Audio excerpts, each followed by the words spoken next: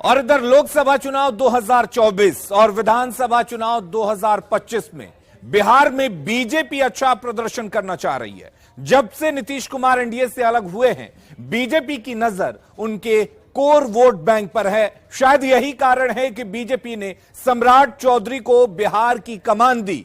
उसके बाद नीतीश के हनुमान रहे आरसीपी सिंह को अपनी पार्टी में शामिल कराया। बीजेपी ज्वाइन करने के बाद आरसीपी आज पहली बार बीजेपी के कार्यक्रम में शामिल होंगे। दरभंगा के अलीनगर में आयोजित मिलन समारोह में ये दोनों नेता महागठबंधन के नेताओं को बीजेपी की सदस्यता दिलाएंगे। जिस तरह से सम्राट चौधरी और आरसीपी सिंह एक्टिव हुए हैं, कहा जा सकता है कि बीजेपी की नजर नीतीश के कोर वोट बैंक पर है।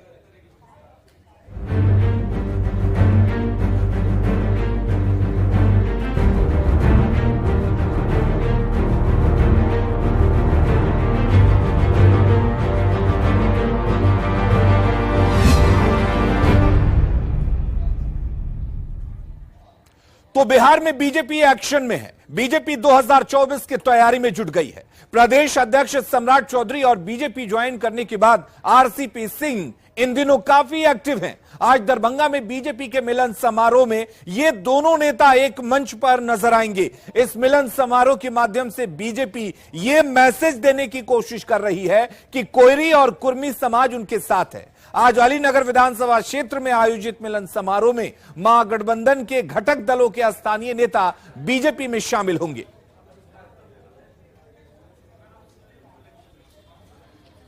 जेडीयू के मजबूत लौकुश समीकरण में बीजेपी लगातार सेंध लगाने की तैयारी में है और पहले सम्राट चौधरी को प्रदेश अध्यक्ष बनाना, उसके बाद आरसीपी सिंह को जेडीयू में शामिल कराना और उपेंद्र कुशवाहा को एनडीए के नजदीक लाना, ये वो कवायद है जो नीतीश कुमार की पार्टी के लिए झटका माना जा रहा है।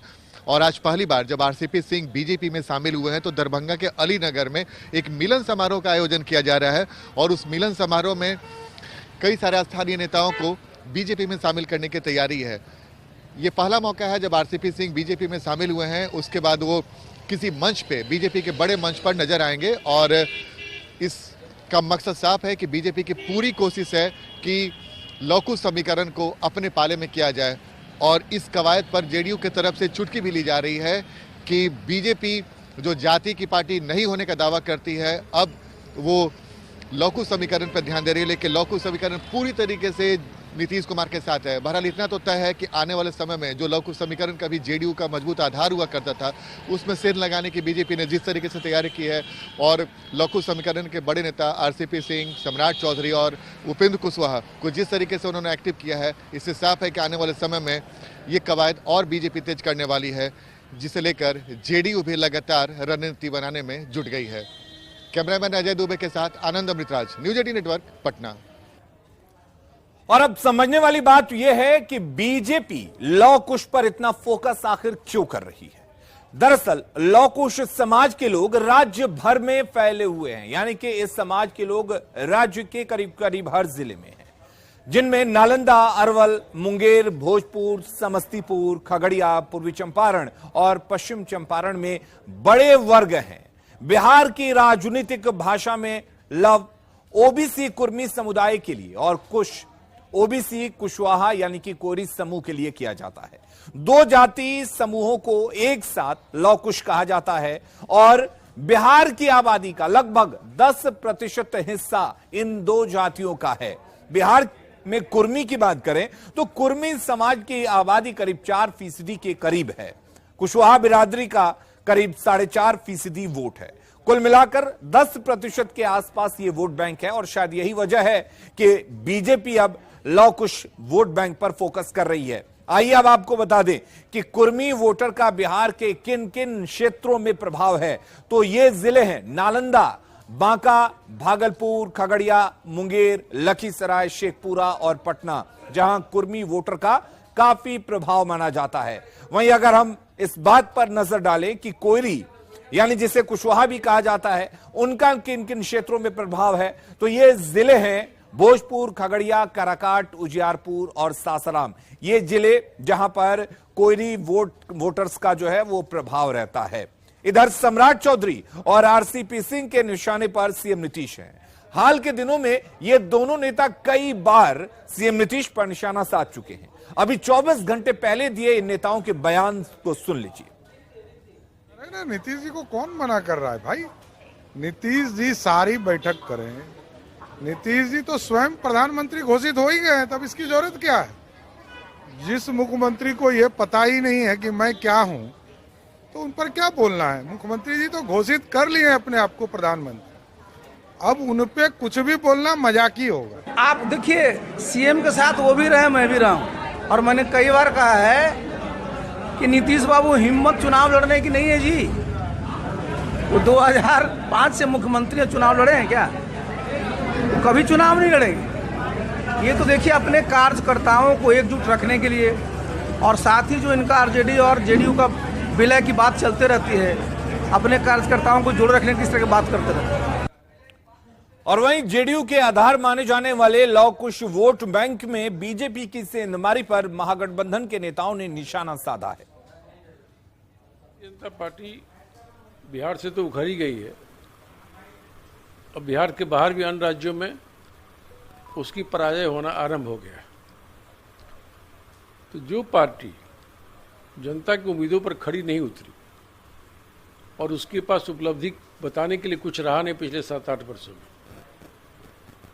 तो वो लवकुश करे या कुछ और करे, इन चीजों से थोड़ी कोई असर पड़ता है। देखिए, भारतीय जनता पार्टी जाति पर राजनीति करेगी, मुझे विश्वास नहीं होता है। ये तो राष्ट्रवादी हैं, ये तो हिंदूवादी हैं, त्याग तपस्या बलिदान वाले हैं। और उपेंद्र जी 2015 में भी साथी खड़े थे, AIM के साथ समझौता भी हमको यहाँ तक स्मरण है उन्होंने किया था। इसलिए ये कोई समीकरण यहाँ नहीं चलेगा, यहाँ वायदे का समीकरण चलता है कि जो कहे वो किए है कि नहीं।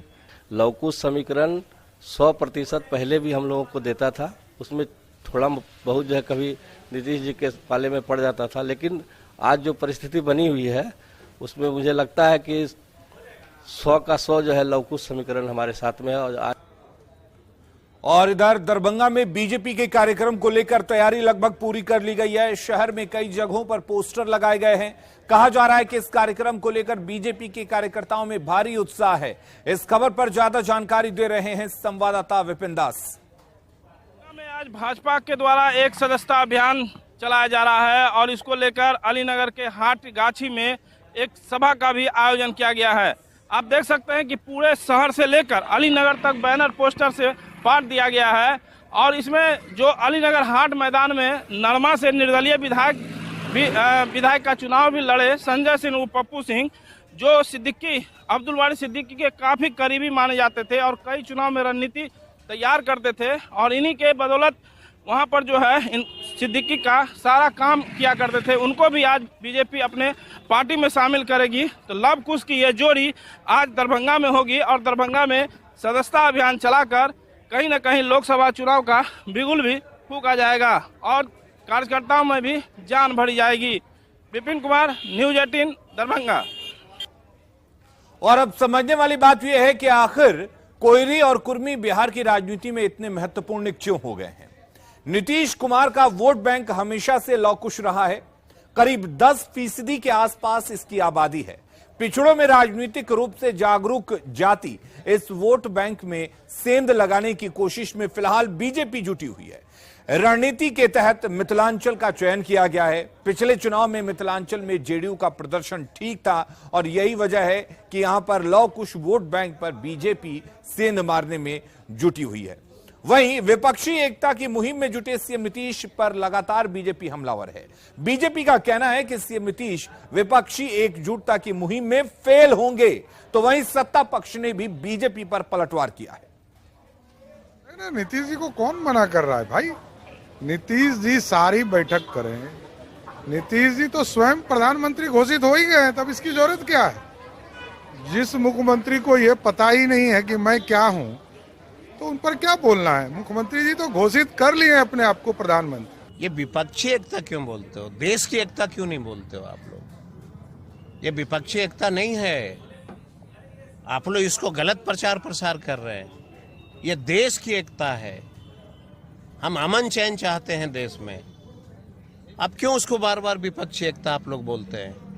ये देश की एकता है, सभी धर्मों की एकता है, हम उसके लिए निकले हैं ना।